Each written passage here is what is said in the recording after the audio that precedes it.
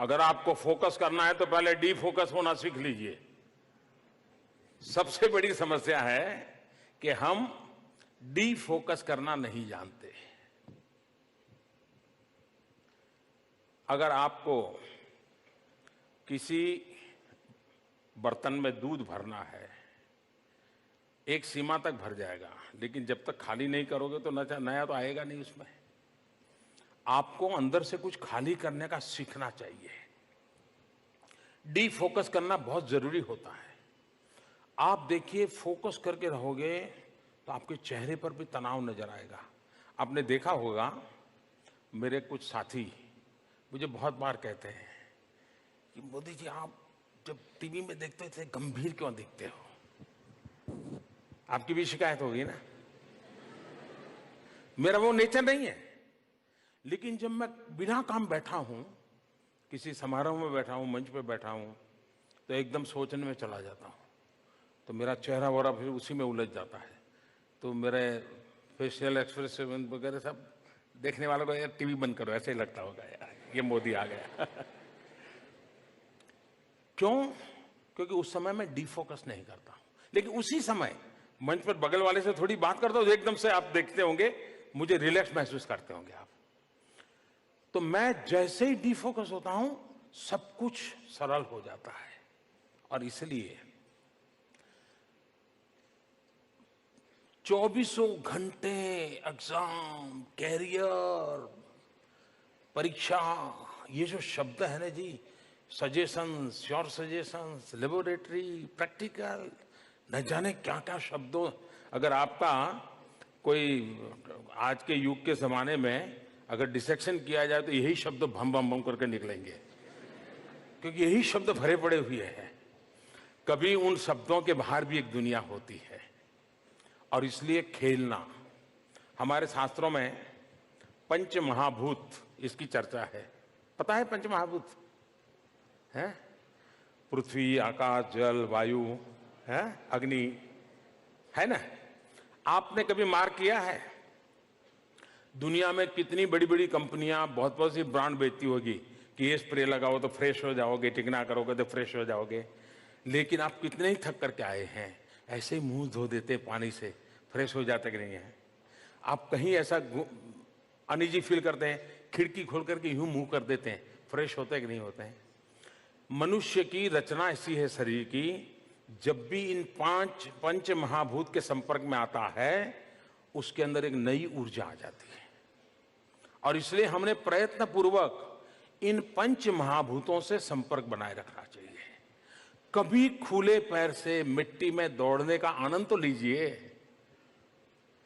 कभी, अब मुझे बराबर याद है, मैं मेरे यहाँ तो और कोई व्यवस्था नहीं थी, तो मैं तालाब में ही नहाता था, ठंड हो या गर्मी हो, कुछ भी हो। लेकिन मैं एग्जाम के दिनों में भी मेरे गांव के तालाब में रेगुलर जाता था। मुझे वो फ्रेश कर देता था पानी। और इसलिए मैं मानता हूं कि सारी चीजों को एक जैसा, मैंने देखा है कि एक कर्फ्यू जैसा माहौल हो जाता है। आप अगर बोर्ड में हैं, टीवी बंद, दोस्त बंद, टहलना बंद, टेलीफोन बंद, बातचीत बंद। अमिताभ बच्चन होते तो कहते दरवाजा बंद। यही होता है ना। देखिए, इससे आप कभी परिणाम नहीं ला सकते हैं। आप जिन जिंदगी की आदतों से पले बढ़े हो, उसको मात्रा कम अधिक कर सकते हैं, टाइम मैनेजमेंट बदल सकते हैं, लेकिन इससे अलग होकर के आप मानो कि आप कर पाओगे, संभव नहीं है। और इसलिए खेलने का शौक है, खेलिए। गीत गाने का शौक है, गाइए। सुनने का शौक है, सुनिए। जो आपको आनंद देता है, जो दोस्त मिलने से आपको एकदम से खुशी हो जाती है, उस दोस्त को 10 मिनट के लिए मिल लीजिए, बुला लीजिए। लेकिन डी फोकस किए बिना आप फोकस नहीं कर सकते हैं। और सबसे ज्यादा गलती बड़ी ये हो जाती है कि हम फोकस फोकस फोकस करते हैं, और फिर स्थिति ये बन जाती है कि जो बेल को बांध देते हैं तो ऐसे ही घूमता रहता है। ये स्थिति हमारी नहीं होनी चाहिए। और इसलिए मैं आग्रह करूंगा कि आप स्वयं को एक खुलापन छोड़िए। जो अच्छा लगता है वो करिए। सब चीजों को काट करके अपने आप को अलग मत कीजिए, वरना आपको कभी भी फोकस करने की संभावना ही बचेगी नहीं। और इसलिए मेरा आग्रह है, फोकस तब होता है जब आप डिफोकस करना सीखते हैं। और डिफोकस करने के लिए आपके बचपन की जो आदतें हैं वो आपको बहुत बड़ी मदद कर सकते हैं। उसी के साथ जुड़ जाइए, उसी के साथ कुछ पल जी लीजिए, आपको परिणाम मिलेगा। समाज जीवन भी तभी प्रगति कर सकता है कि जब नित्य नूतन हो, नित्य नूतन प्राणवान हो, तभी जाकर के होता है। और इसलिए हमारे देश की युवा पीढ़ी, उसमें वो साहस चाहिए, वो जज्बा चाहिए जिसमें इनोवेशन का इरादा रहे। कुछ लोगों को यही डर लगता है, यार करूं लेकिन फेल जाऊं तो, मैं करूं तो फेल जाऊं तो। दुनिया में कोई इंसान देखा है आपने जो फेलियर हुए बिना सक्सेस हुआ हो?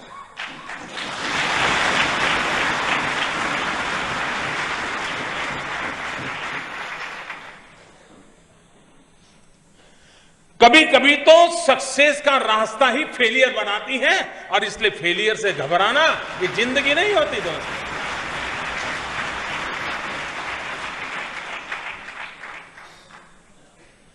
जो किनारे पर खड़ा है वो डूबता नहीं दोस्तों। जो पानी में छलांग लगाता है वो डूबता भी है, और डूबते हुए तैरना भी सीख भी लेता है जी। किनारे पर खड़े रह करके लहरें गिनते हुए जिंदगी पूरी कर देता है जी। जो लहरों को पार करने का तो सामर्थ्य उसमें आता है, जो तालाब में, नदी में, समंदर में कूदने की का लोहा लेकर के चलता है। स्वामी विवेकानंद जी ऐसे युवाओं की अपेक्षा करते थे, ऐसे नौजवानों की अपेक्षा। युवा मन आकांक्षी होता है, महत्वाकांक्षी होता है, और होना भी चाहिए। और इसकी अभिव्यक्ति करते हुए, वैसे मुझे जो ये बच्चियां बढ़िया बढ़िया कविता सुना रही थी, मुझे ज्यादा वो आता नहीं है, लेकिन कभी हमने पढ़ा था तो ऐसे टूटा फूटा जो याद रहता है। और किसी शायर ने कहा था कि उसे गुमा है, उसे गुमा है कि मेरी उड़ान कुछ कम है। उसे गुमा है कि मेरी उड़ान कुछ कम है। मुझे यकीन है कि ये आसमां कुछ कम है।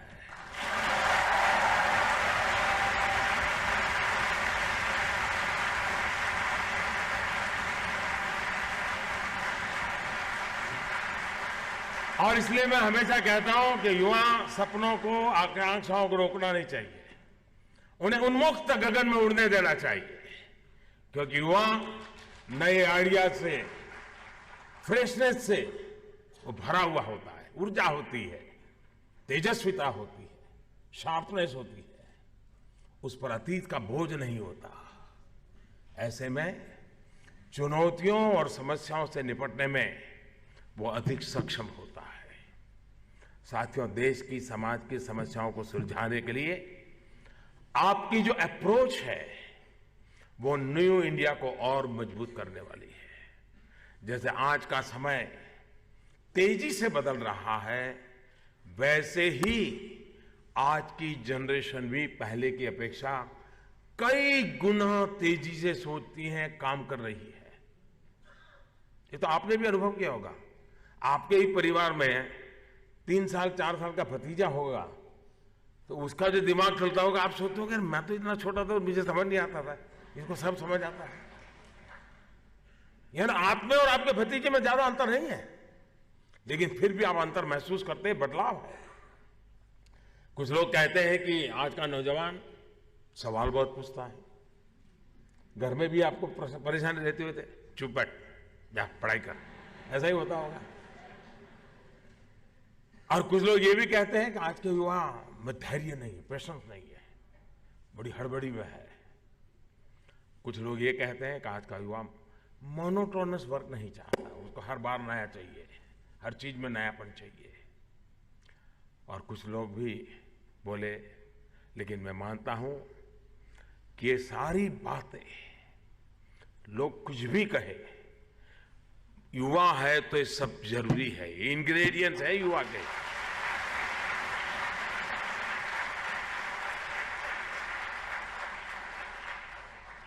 वरना उम्र बड़ी हो, दिमाग नहीं चलते लोग तो देखे हमने।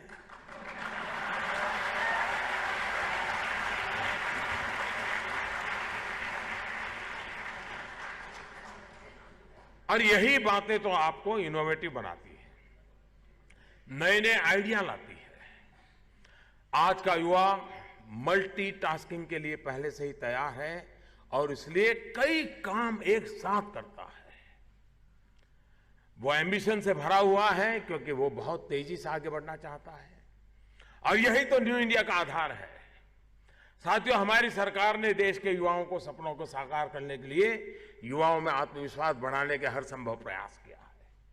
हमारा यह स्पष्ट मानना है कि युवाओं को अवसर मिलने चाहिए, अवसरों को समानता मिलनी चाहिए, सामर्थ्य तो उसमें भरपूर है ही।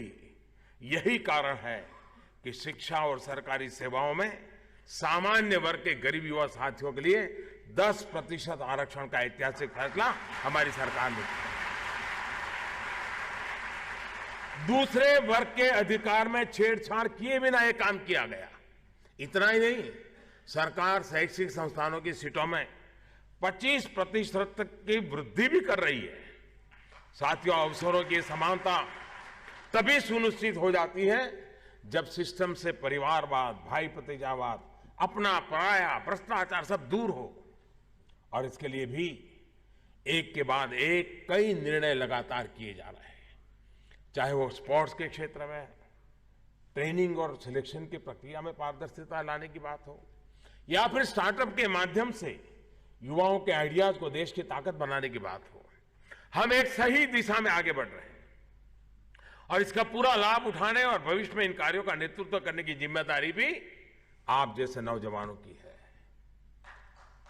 चौथी औद्योगिक क्रांति के इन शुरुआती वर्षों में भारत तेजी के साथ आगे बढ़े, स्टार्टअप की दुनिया में, इनोवेशन की दुनिया में, गरीबी को समाप्त करने के प्रयासों में पूरे विश्व में मिसाल कायम करे, इसके लिए प्रयत्न हम सभी को मिलकर के करना है। याद रखिए, मैं जिस पीढ़ी से रहा हूं, आप जिस पीढ़ी से हैं, हम वो लोग हैं जिन्हें स्वतंत्रता के लिए मर मिटने का मौका नहीं मिला, लड़ने का मौका नहीं मिला, लेकिन हम वो लोग हैं जिन्हें देश के लिए जीने का अवसर मिला है।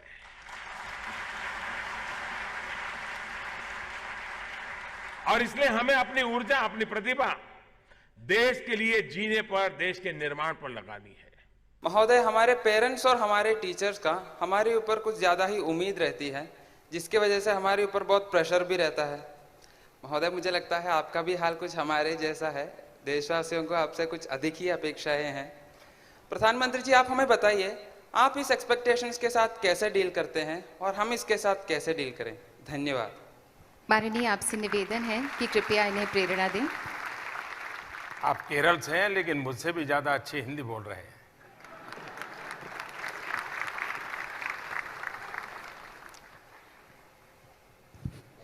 आप में से बहुतों को जब 10वीं या 12वीं कक्षा में जाते होंगे या फाइनल एग्जाम होगा, किसी को दिन में 10 बार सुनना पड़ता है, समझ नहीं आता है।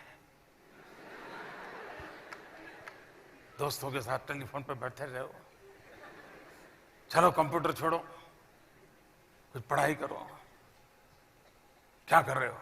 ऐसा ही होता है ना? सच बताइए ना।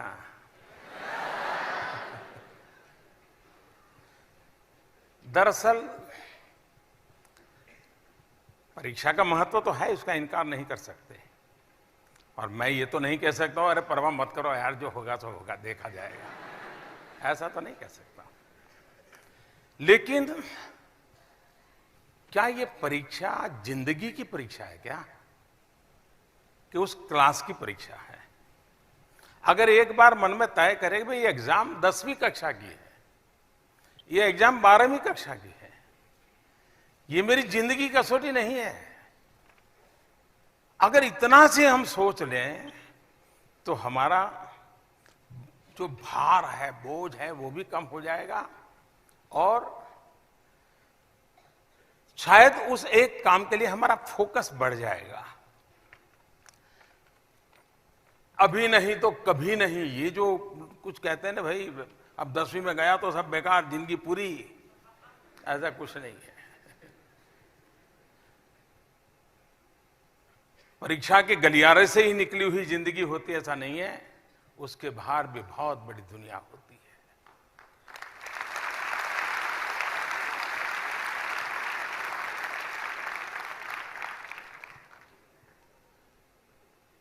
बहुत पहले मैंने एक कविता पढ़ी थी, उसमें एक बढ़िया वाक्य था। उसमें लिखा था, पूरी कविता तो मुझे याद नहीं आज, कुछ खिलौने के टूटने से बचपन नहीं मरा करता है। मैं समझता हूं इसमें बहुत बड़ा संदेश है। कुछ खिलौने के टूटने से बचपन नहीं मरा करता है। एक आध एग्जाम में कुछ इधर उधर हो जाए तो जिंदगी ठहर नहीं जाती है।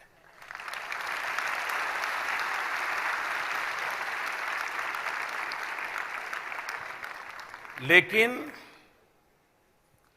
जीवन में हर पल कसौटी होना बहुत जरूरी है।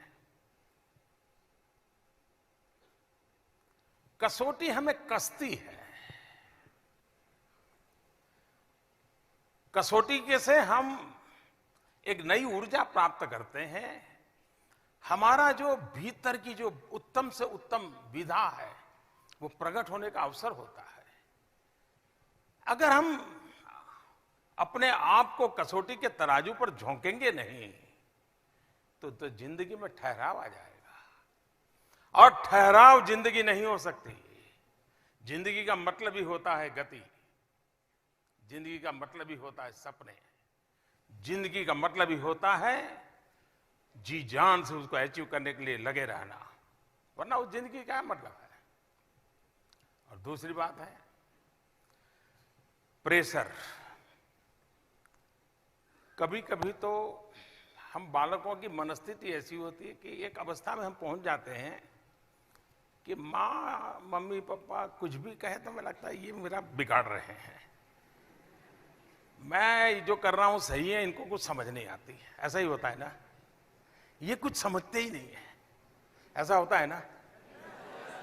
पहले हम, खास करके मैं स्टूडेंट से कहना चाहूंगा कि हम अपने माँ बाप जो कहते हैं उसको इमीडिएट रिएक्ट न करें, गौर से सुने। सुनते समय भी उनको लगना चाहिए कि आप अटेंटिव है, आपको अच्छा लग रहा है, बहुत चाव से सुन रहे हैं। एक आध बार पूछते, अरे मम्मा ये समझ नहीं आया, जरा ये क्या कह रही थी।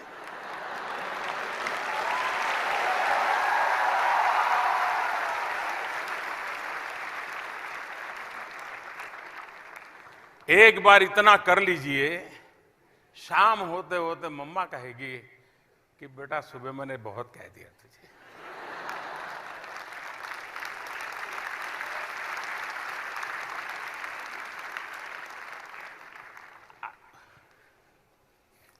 आपको मम्मा को समझाना नहीं पड़ेगा, वो अपने आप समझ जाएगी। इसलिए छोटी चीजें व्यवहार की होती है। और फिर कभी जब मम्मा पापा अच्छे मूड में हो तो आप भी अपना दृष्टिकोण, कि मैंने बहुत सोचा, आपने उस दिन कहा था ना मंडे को, तो बहुत अच्छी बात बताई थी, मैंने कोशिश भी की, लेकिन कम पड़ गया, मुझे बताइए ना कैसे करूं।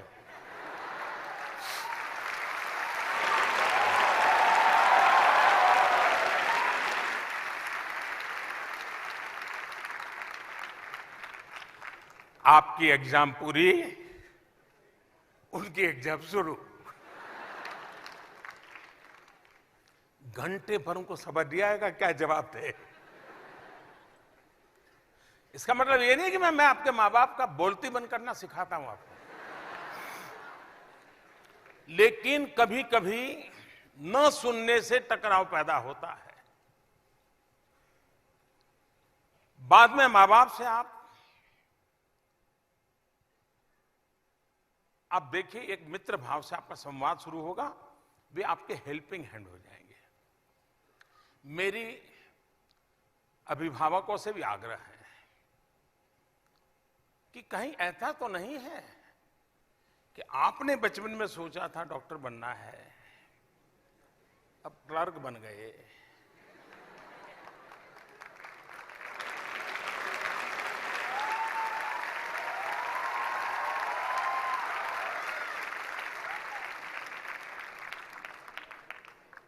वो सारी सजा बच्चों पर दे रहे हो। वो मां बाप विफल है जो अपने जीवन की अधूरी चीजें अपने बच्चों पर थोप करके उनसे करवाने की कोशिश करते हैं। उन्होंने नहीं करना चाहिए। उसके भीतर जो पोटेंशियल है, जो सामर्थ्य है, उसको जानने पहचानने का प्रयास करना चाहिए। अच्छा, ऐसा नहीं है कि किसी माँ बाप को इसके लिए ट्रेनिंग की जरूरत होती है। आपने देखा होगा, घर में एक छोटा बच्चा होता है, वो उठ करके चलना सीखता है, तो माँ क्या करती है, वो उठता है, एक दो कदम करके गिर जाता है, तो डांटती है क्या? ताली बजाती है। ताली बजाती है, उस बच्चे को लगता है गिरना बुरा नहीं है, उसने में हिचने की आदत है। अब किसी माँ को किसी प्रधानमंत्री ने लेक्चर दिया था क्या कि बच्चा गिर जाए तो ताली बजाना? किसी किताब में पढ़ा था क्या? लेकिन उसको मालूम है कि बच्चे का हौसला बुलंद बढ़ाना है। फिर क्या करेगी? 3-4 कदम चलना सीखेगा तो माँ उसको कोई प्रिय चीज उसको लेकर के दूर खड़ी रहेगी और कहेगी आओ आओ आओ आओ आओ, है, हटती जाएगी। ऐसा करती है ना माँ? और बच्चे को भी करता है कि मैं जरा दौड़ करके ले आऊं, उसका हौसला बुलंद करती है माँ बाप।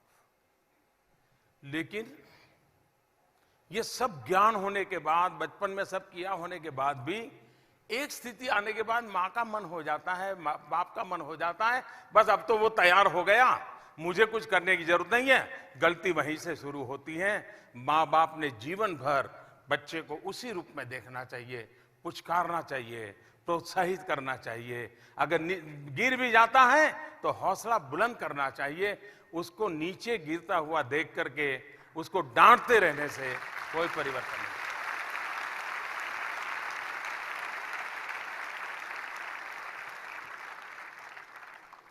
जहां तक अपेक्षाओं का सवाल है, एक प्रकार से अपेक्षाएं अच्छी चीज है। मैंने कहा ना, बालक को मां दूर रह करके दौड़ाती है, वो अपेक्षा है कि भाई तुम अब 10 कदम दौड़ के मेरे पास आओ। अपेक्षा आवश्यक होती है। अपेक्षाओं के कारण हमें भी कुछ ज्यादा करने की इच्छा जगती है। अगर अपेक्षा ही नहीं होगी तो आप मुझे बताइए, एक पेशेंट हो जिसमें जीने की इच्छा ही ना हो, अब ठीक होने का मन ही न करता हो, ऐसा ही छोटा मृत्यु का इंतजार करना है, कितने ही बढ़िया से बढ़िया डॉक्टर ला दो, कितना ही बढ़िया से बढ़िया अस्पताल ला दीजिए, वो पेशेंट ठीक हो सकता है क्या? हो सकता है क्या? तो निराशा में की गर्त में डूबा हुआ समाज या व्यक्ति या परिवार कभी किसी का भला कर सकता है? और इसलिए आशा और अपेक्षा ऊर्ध्व गति के लिए अनिवार्य होती है। और मैं, जैसे आपने प्रश्न पूछा, क्योंकि आप अब आईएएस बनना चाहते हैं तो आपके मन में यह सवाल स्वाभाविक था। यह बहुत स्वाभाविक है कि समाज में अपेक्षाएं हो, निराशा नहीं होनी चाहिए। वरना ये छोड़ो यार, ये मोदी जी तो ऐसे ही है, कुछ होने वाला नहीं, चलो यार अपना काम करें। जी नहीं, वो कहता है मोदी जी आप है और ये नहीं होता है। ये तो विश्वास है। मैं तो चाहता हूं, लोग कहते हैं कि मोदी ने बहुत एस्पिरेशन जगा दिए।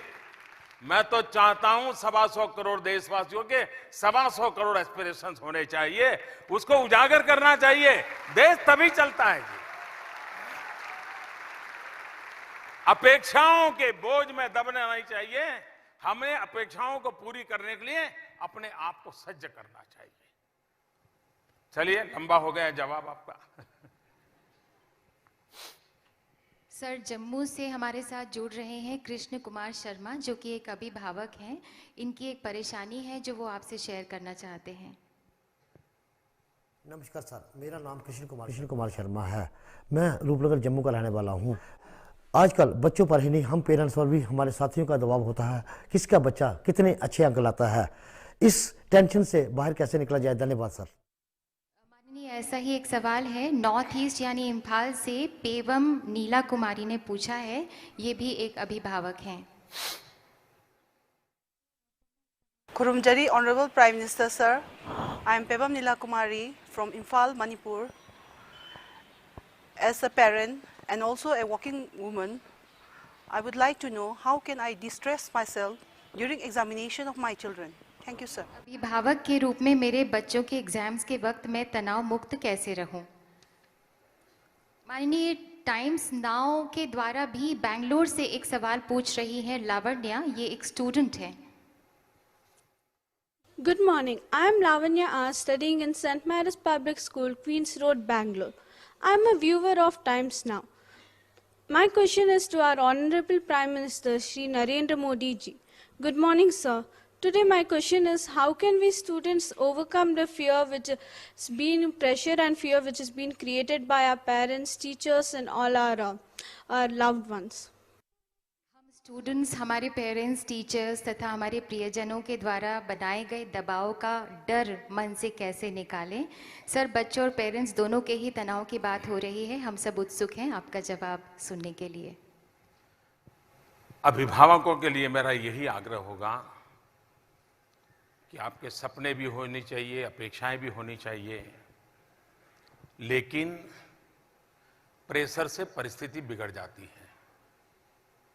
जब भी आप बच्चे को कभी बहुत बढ़िया मानो खाना बनाया आपने, वो अपने मन से खा रहा है, लेकिन चूंकि आपने अच्छा बनाया है, आपको बहुत पसंद है, फिर बच्चों को कहो खाओ खाओ खाओ तो वो खड़ा होकर के चला जाता है। होता है कि नहीं होता है? प्रेशर से रिएक्शन आता है। ऐसा न हो, इसका हमने पूरा ध्यान रखना चाहिए। लेकिन माँ बाप ऐसा क्यों करते हैं? उसके पीछे एक मनोवैज्ञानिक कारण है, और मनोवैज्ञानिक कारण यह है कि वे कभी कभी अपने यार दोस्तों या फैमिली फंक्शन में या सोशल फंक्शन में जाते हैं तो अपने बच्चे का रिपोर्ट कार्ड अपना विजिटिंग कार्ड बना करके ले जाते हैं।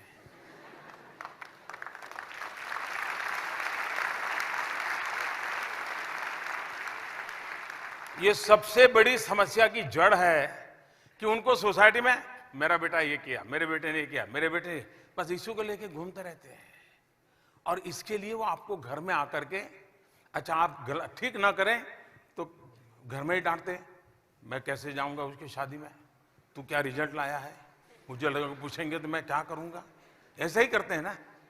यानी आपका सफलता या विफलता उनके सोशल लाइफ पर जैसे पता नहीं बड़ा बड़ा पहाड़ गिर जाता है, और उसके कारण वे हमेशा कोशिश करते हैं कि उनको समाज में एक स्थान बना रहे। इसलिए माँ बाप बच्चों पर ये प्रेशर डालने की आदत बन जाती है। इरादा नहीं है उनका, उनको साथ हमें अन्याय नहीं करना चाहिए, लेकिन अगर वो भी सही तरीके से इसको करें। हकीकत में माँ बाप ने एक उम्र के बाद बच्चे से नाता तोड़ दिया होता है। जब छोटा बालक होता है तो वही माँ बाप उसकी गलतियों का वर्णन बखूबी अपने मेहमानों के बीच करते हैं। कल इसने ऐसा कर दिया, उसने पूरा दूध का बोतल गिरा दिया, उसने कल उसका गर्म चाय नीचे गिरा दी, जल गया। गलतियों का भी वर्णन करते, क्यों? उसकी एक्टिविटी को नोट करते हैं। हम अपने बच्चों के बालक अवस्था में उसकी हर बारीकी से देखते हैं, लेकिन 7-8 साल की उम्र होने के बाद हमें लगता ही नहीं है कि उसकी हर बारीकी को देखना चाहिए। अब उसमें क्या बदलाव आ रहा है, कौन सी रुचि ले रहा है, क्या कर रहा है, कैसे कर रहा है। करीब करीब माँ बाप का ये नाता बच्चा 7-8 साल का हो रहा है तो टूटता चला जा रहा है। वो 3 महीने 6 महीने का था तब जितनी बारीकी से ऑब्जर्व करते थे, जब तक वो वयस्क नहीं होता है तब तक आपको उसको ऑब्जर्व करना चाहिए। ऑब्जर्व करने का मतलब नहीं है कि आपने सोचा है उस दिशा में ढालना चाहिए, देखते रहना चाहिए। उसकी ताकत आपको ध्यान में आएगी। अगर इतना सा कर ले तो ये जो प्रेशर का वातावरण बन जाता है उससे मुक्ति मिल जाएगी।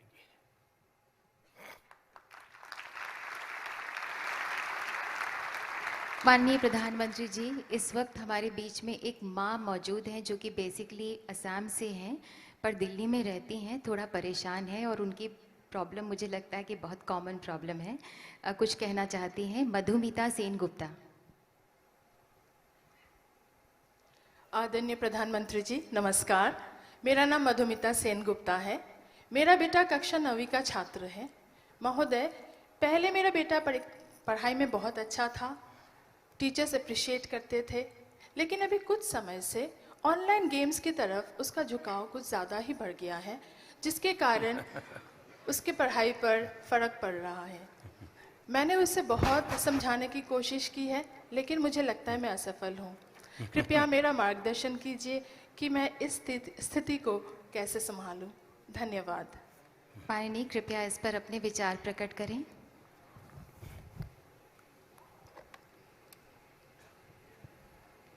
ये पबजी वाला है क्या?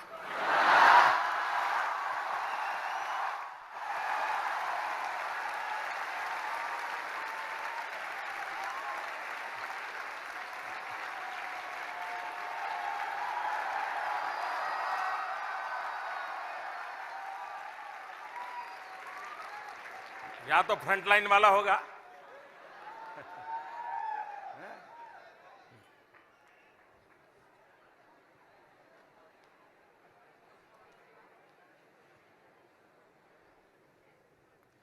ये समस्या भी है, समाधान भी है।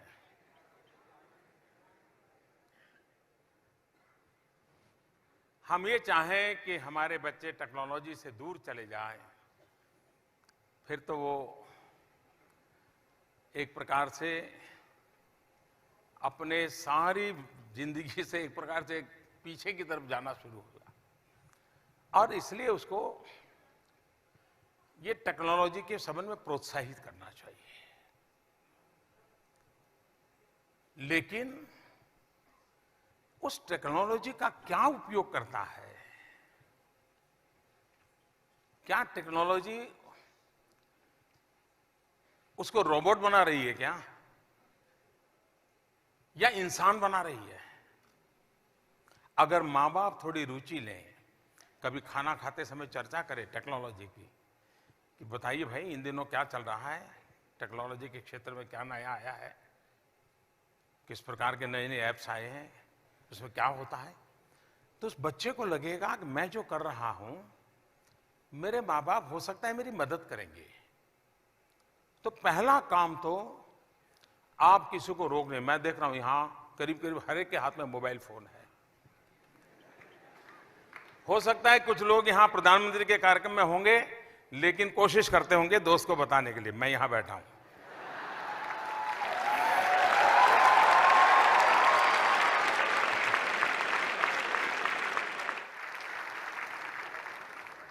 इससे क्या होता है, धीरे धीरे हम सिकुड़ते चले जा रहे हैं। टेक्नोलॉजी हमें अगर सिकुड़ देती है, हमें नैरो बना देती है, हमारी सोच भी बड़ी नैरो बन जाती है, तो शायद हमें जीवन को बहुत बड़ा नुकसान होगा। टेक्नोलॉजी का उपयोग हमारे एक्सपांशन के लिए होना चाहिए, मेरे विस्तार के लिए होना चाहिए, मेरे सामर्थ्य में बढ़ोतरी के लिए होना चाहिए। और इसके लिए टीचर्स ने भी बार बार इन विषयों की चर्चा करते रहना चाहिए, तब जाकर के होगा। अदरवाइज जैसे बच्चे खेल के मैदान में नहीं है, कभी कभी माँ बाप को लगता है पढ़ना बहुत अच्छा है, लेकिन परीक्षा के दिनों के कुछ दिन पहले ही बीमार हो जाता है तो माँ बाप का पसीना छूट जाता है। अरे भाई, पहले उसको किताब पढ़ाता है, कहीं खेल के मैदान में भी तो भेजना था। आप में से कभी सोचिए, मैं कभी मेरी बच्चों के साथ बातचीत करने का मेरा ये पिछले मुख्यमंत्री साहब तब से एक लगातार कार्यक्रम चल रहा है। अब रूप उसका रंग बदलता जाए, लेकिन मैं करता रहता हूं। मैंने देखा है कि मैं कभी बच्चों को पूछता था कि कितने बच्चे हैं जिनका दिन में 4 बार मेहनत करने के कारण पसीना आया है शरीर पे। आप हैरान हो जाएंगे, गांव के बच्चे भी कहते थे नहीं, ऐसा तो नहीं होता है। अब ऐसी कैसी जिंदगी? हंसना खेलना खुले मैदान में, ये जीवन का हिस्सा होना चाहिए, और वो एक नई ऊर्जा देता है। और इसलिए टेक्नोलॉजी का सही उपयोग कैसे हो, मैं स्वयं टेक्नोलॉजी बहुत शक्तिशाली मानने वाला व्यक्ति हूं। मैं खुद इसका उपयोग आज भी, जो मैं दुनिया के इतने देशों के साथ और देश के लोगों से बात कर रहा हूं, उसका कारण टेक्नोलॉजी का उपयोग है। तो एक ही चीज के 2 अच्छे पहलू होते हैं। एक किसी को बहुत सीमित कर देता है तो दूसरे को बहुत विस्तृत कर देता है। आपकी ये चिंता सही है, लेकिन आप उसके साथ बैठिए, उसको कभी आप काम दीजिए कि मैंने सुना है कि नॉर्थ ईस्ट में एक ऐसा चावल पकाते हैं, देखो बेटा टेक्नोलॉजी में जरा ढूंढ के मुझे बताओ कैसे बनता है वो चावल। तो उसको लगेगा हाँ, माँ मुझे टेक्नोलॉजी की मदद से खुद को चावल पकाने का नागालैंड की पद्धति क्या है वो सीखना चाहती है। वो टेक्नोलॉजी आप दोनों को जोड़ने का कारण बन सकती है, और उसका भी मन टेक्नोलॉजी से नई नई चीजें जानी जा सकती है, सीखी जा सकती हैं, जो जीवन में काम आ सकती है। उस पर आप धीरे धीरे धीरे उसको ले जा सकते हैं। आप कभी उसको पूछ सकते हैं कि भाई आज हमने सुना है कि स्पेस में ऐसा हुआ है, या आज हमने सुना है साइक्लोन आना है, तो तुम देखो जरा ये साइक्लोन आने की खबर कैसे देते हैं ये। तो वही बच्चा उसमें काम करेगा। आप उसको धीरे धीरे धीरे टेक्नोलॉजी के सही उपयोग की तरफ ले जाइए, और उसको लगना चाहिए कि वो बच्चा विकास की दिशा, तो गलत रास्ते पर जाने से बजाय, समय बर्बाद करने के बजाय, खुद ही एक खेलकूद के अंदर रहने के बजाय, और मैं समझता हूं जुरा प्ले स्टेशन से प्ले फील्ड में चला जाएगा वो, तो उस दिशा में हम सब प्रयास करें।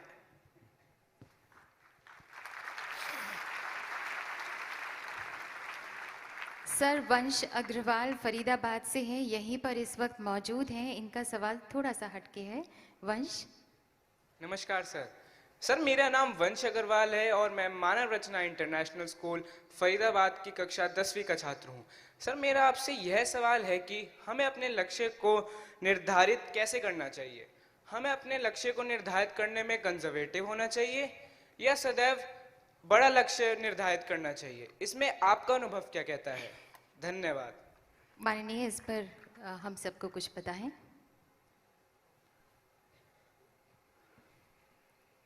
मैं आपसे एक सवाल पूछूं, जरा हाथ ऊपर करना। ऐसा कितने लोग मानते हैं कि लक्ष्य बहुत छोटा होना चाहिए? जरा हाथ ऊपर करें। जो ये मानते हैं कि लक्ष्य बहुत छोटा होना चाहिए, ऐसा कितने लोग हैं? 2-3 लोग ही हैं। जो मानते हैं लक्ष्य बहुत बड़ा होना चाहिए, कितने हैं? तो डेमोक्रेटिक वे में तो तय हो गया।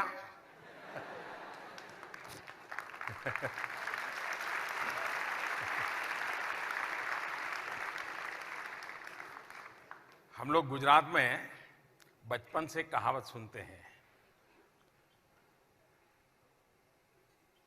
निशान चूक माफ, नहीं माफ नीचू निशान। यानी अगर निशान चूक जाते हैं तो माफ हो सकता है, लेकिन अगर निशान नीचा रखते हैं तो उसके लिए कोई माफी नहीं हो सकती।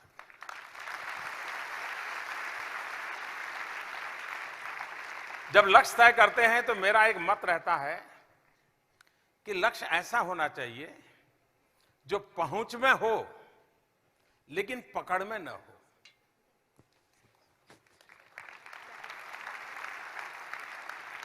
यानी लगता है भाई मान लीजिए मुझे यहां छूना है, मैं कोशिश कर रहा हूं नहीं छोड़, मेरी पकड़ में नहीं है, लेकिन 1 फुट अगर जंप लगा लूं तो मैं पकड़ सकता हूं, मतलब मेरी पहुंच में है, मेरी पकड़ में नहीं है।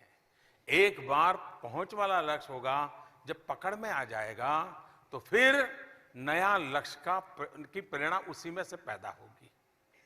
और इसलिए लेकिन ऐसा भी ना हो कि हम कुछ ना करने के लिए बड़े बड़े लक्ष्य की बातें करते रहें। मैंने कुछ बच्चे ऐसे देखे हैं कि ग्रेजुएशन के बाद पूछेंगे क्या करते हो, तो मैंने देखा तो वो कहते थे सीए कर रहा हूं। तो मैं हैरान था, इतने सारे लोग सीए कर रहे हैं, क्या क्यों कर रहे हैं ऐसा? तो पता चला कि वो, ये मैं कोई 20 साल पहले की बात कर रहा हूं, कि ये सीए कर रहा हूं ऐसा क्यों कर रहे हैं। तो मैंने थोड़ा उनके परिवार इधर उधर बातें करते देखे ना, मैंने पाया कि कुछ नहीं करता हूं, ये जवाब बड़ा भारी रहता है।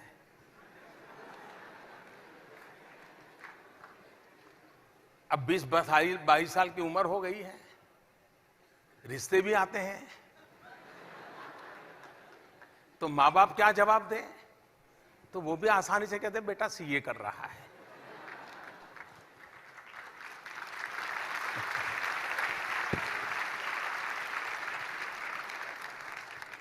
अब ये लक्ष्य नहीं है जी, ये तो एक प्रकार से चालबाजी है अपने आप को सुरक्षित करने की। हमें पहले अपने आप को भली भांति जानना चाहिए, अपने तरीके से जानना चाहिए, किसी के संदर्भ में नहीं, अपने माँ बाप के सपनों के संदर्भ में नहीं, अपने टीचर के सपनों के संदर्भ में नहीं, आपके प्रधानमंत्री के भाषण के संदर्भ में नहीं, खुद के संदर्भ में। मैंने जो तय किया था पहले, क्या हुआ उसका, उससे आपको पता चलेगा हाँ मैं इतना तो कर सकता हूं, तो तय करो, यहां नहीं रुकना है, 5 कदम और जाना है। लक्ष्य अपने सामर्थ्य के साथ जुड़ा हुआ होना चाहिए और अपने सपनों की ओर ले जाने वाला होना चाहिए। ऐसा ना हो कि सपने ही मरे पड़े हो तो सामर्थ्य ही मरता चला जाता है, और ऐसी जिंदगी कभी नहीं होनी चाहिए। और इसलिए मेरा मत रहेगा कि लक्ष्य साफ होने चाहिए। लक्ष्य 2 प्रकार के भी होते हैं, एक अंतिम लक्ष्य प्राप्ति के लिए छोटे छोटे, आपने देखा होगा कोई जो बड़ी पहाड़ी चढ़ता है तो पहले छोटी छोटी पहाड़ियों को लक्ष्य बना करके चढ़ते चढ़ते उसको सिद्ध करके फिर अगली चोटी पे जाता है। हमने भी कोशिश यही करनी चाहिए, तब जाकर के मैं समझता हूं कि हम लक्ष्य के साथ जीवन को चला सकते हैं और उस लक्ष्य को प्राप्त कर सकते हैं। और लक्ष्य अगर प्राप्त नहीं हुआ है तो हमने एक बार इंट्रोस्पेक्ट करना चाहिए, देखना चाहिए अंदर कि मैंने तय किया था कहां कमी रही, मेरी मेहनत में कमी रही, मेरे प्लानिंग में कमी रही। इन छोटे छोटे लक्ष्य का वेरिफिकेशन करते रहेंगे तो बड़े लक्ष्य तक जाने में कोई बड़ा हादसा नहीं होगा, आप उसको आसानी से करेक्ट करते जाएंगे, पार करते जाएंगे। तो लक्ष्य सिर्फ होना इनफ नहीं है, लक्ष्य पाने के रास्ते में आपका कितना कंसंट्रेशन है, आप कितनी एनर्जी कितनी लगाते हैं, किस काम के लिए कितना समय लगाना चाहिए, कैसे लगाना चाहिए, इस पर अगर आप जागृत हैं, मुझे विश्वास है कि कोई लक्ष्य बेकार नहीं जाता है, वो लक्ष्य आपको भी सामर्थ्यवान बनाता है।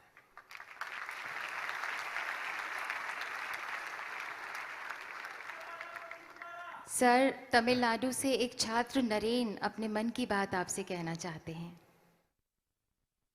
Namaskar sir, I am Narendran from Pollachi, Tamil Nadu. Sir, your ceaseless efforts to uplift our nation inspire all of us whenever we face impediments or setbacks, whether in exams, sports or any other competitive scenarios. What motivates you sir to be energetic and tirelessly enthusiastic in your 17 hours hectic work schedule?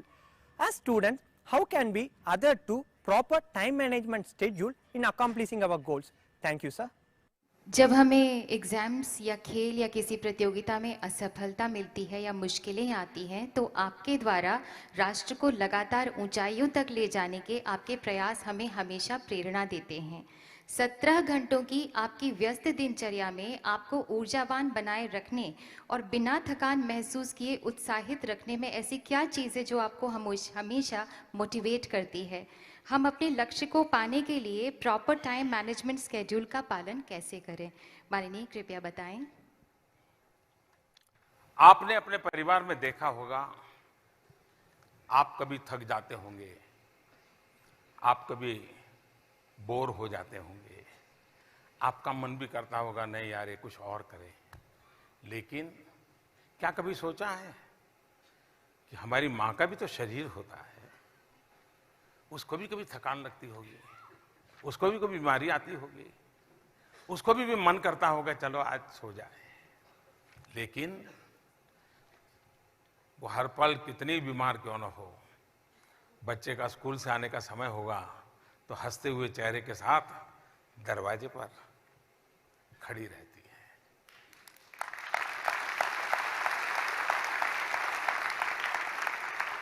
अगर उसको कोई सवाल पूछे कि माँ तेरे में ये ऊर्जा कहाँ से आती है, तुम दिन में 24 घंटे 8 घंटे किचन में खड़ी रहती हो, इधर दौड़ती हो, टेलीफोन आया तो उसको उठा लेती हो, घर की घंटी बजी तो दौड़ जाती हो, मेहमान आया तो पानी पिला लेती हो, काम वाली नहीं आई तो उसको बुलाने के लिए कोई व्यवस्था करती है, नहीं इतनी सारी चीजें कैसे करती हो?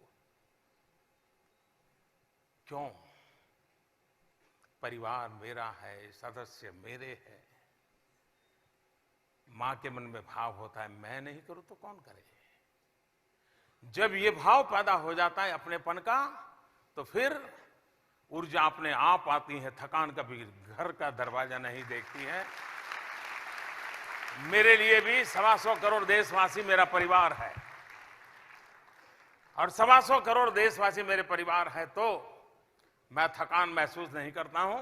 हर पल मैं सोता हूं, रात को जब बिस्तर पे जाता हूं तो सुबह का सोच करके जाता हूं, दिन भर कितना किया नहीं किया बात की बात है, कल सुबह नए उत्साह से निकल पड़ूंगा, ये सोच करके बिस्तर पे जाता हूं और नए उमंग नई ऊर्जा के साथ आता हूं। जहां तक टाइम मैनेजमेंट का सवाल है, आप अगर किसी से समय मांगे और वो ये कहे कि मैं बहुत बिजी हूं, मेरे पास इन दिनों समय नहीं है, तो आप लिख के रखिए वो झूठ बोलता है। मतलब उसको समय का उपयोग आता नहीं है। ऐसा कभी नहीं हो सकता है अगर आप अपने समय के संबंध में जागरूक हो। आप में से बहुत कम लोग होंगे जिन्होंने सचमुच में अपने 24 घंटे की दिनचर्या का एटलीस्ट 1 वीक का एनालिसिस किया होगा, बहुत कम होंगे।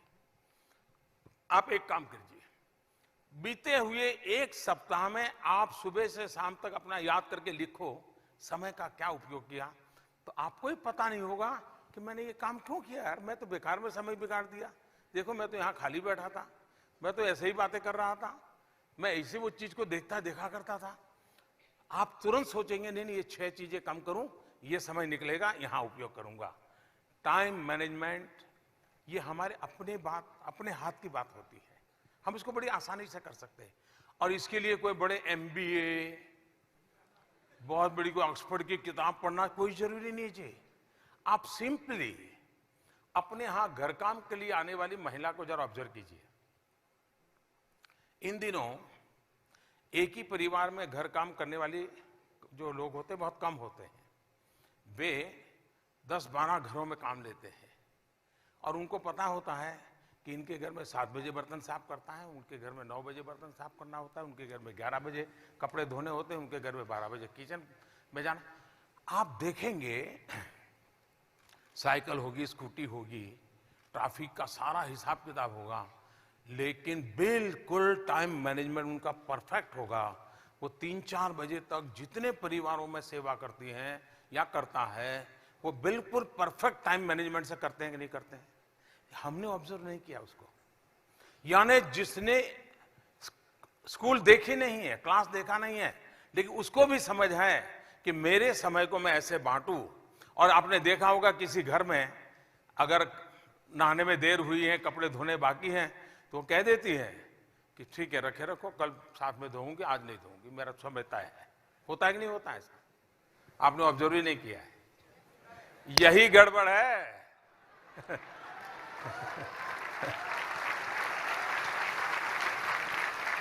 आप ऑब्जर्व कीजिए, जो सफल लोग होते हैं, जो बिल्कुल हंसते खेलते काम कर रहे हैं, उनको समय का कोई दबाव नहीं होता है।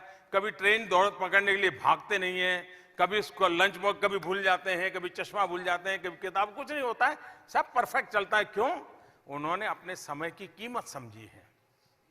Time is money, time is money हम सुनते आए हैं, लेकिन उसी को सबसे ज्यादा बर्बाद करने का हमारा स्वभाव है। हम तय करें, कुछ रह जाए तो रह जाए, समय बर्बाद नहीं होने दूंगा।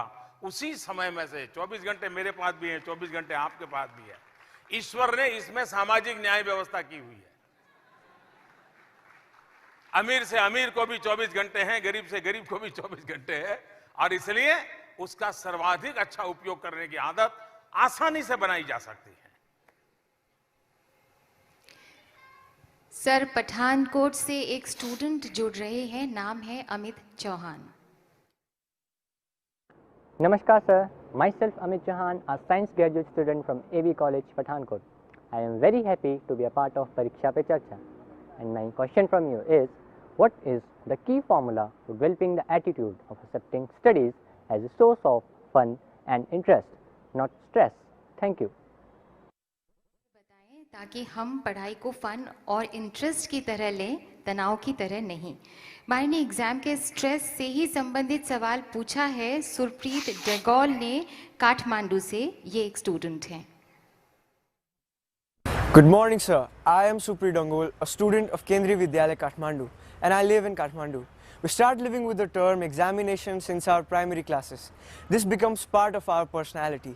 Do you think exams are helpful for improving our personality, or do exams obstruct our all-round development? Thank you sir. Thank you sir. हम प्राथमिक कक्षाओं से ही एग्जामिनेशन शब्द टर्म के साथ जीना शुरू करते हैं। ये हमारे व्यक्तित्व का हिस्सा बन जाता है। माननीय, क्या आप सोचते हैं कि एग्जाम व्यक्तित्व को निखारती है या फिर एग्जाम हमारे व्यक्तित्व के पूर्ण विकास में रुकावट है? माननीय, कृपया इन दोनों ही सवालों के बारे में हम सबको कुछ बताएं। देखिए, कसौटी बुरी नहीं होती है, एग्जाम बुरी नहीं होती है। हम उसके साथ किस प्रकार से उसकी तरफ देखते हैं, हम किस प्रकार से उसके साथ डील करते हैं, उस पर डिपेंड करता है।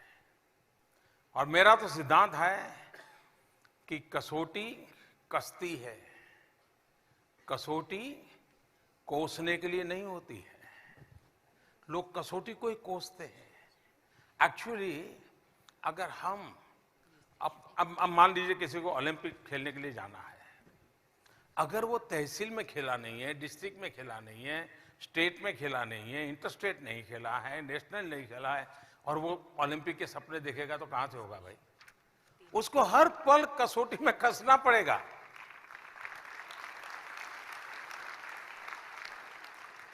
इसलिए हम एग्जाम को, कसौटी को एक अवसर माने, ये अपॉर्चुनिटी है। अगर हम इसको अपॉर्चुनिटी मानेंगे तो आपको इसका आनंद आएगा। और जब चुनौती होती है तो एक ईश्वर ने हर व्यक्ति के अंदर एक एक्स्ट्रा ऑर्डिनरी ताकत दी होती है।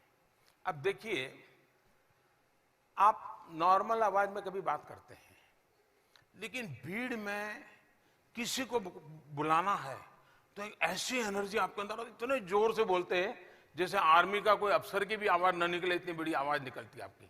भले एक पल के लिए निकलेगी, लेकिन ऊर्जा अंदर पड़ी हुई है। एक समय था, अपॉर्चुनिटी आई, आपकी ऊर्जा बाहर आई। आपके अंदर बहुत कुछ पड़ा होता है। आपने ऑब्जर्व करना चाहिए कि इस कसौटी के समय मेरी वो कौन सी क्षमता जो उभर करके आई है। कभी कभी तो आपने भी देखा होगा, ऐसी चीजें आपके मन में से आती होगी, ऐसे विचार आते होंगे, दोस्तों के साथ बातचीत में ऐसा वाक्य निकलता होगा जो कभी आपने भी सोचा नहीं होगा।